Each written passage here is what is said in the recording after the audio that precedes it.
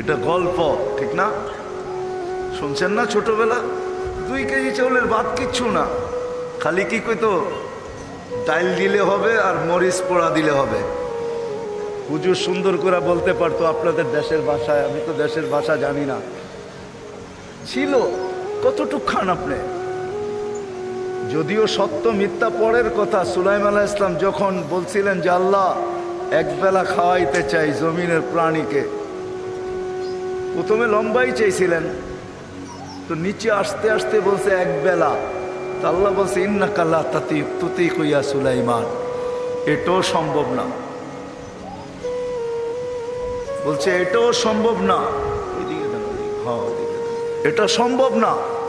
তো বলছে চেষ্টা তো করতে পারি, এত বড় রাজা, চেষ্টা করি। ঠিক আছে করো। তো পাক করছে 6 মাস গোড়া। ওই যুগে কোনো জিনিস পচতো না, আজকে পচে, আজকে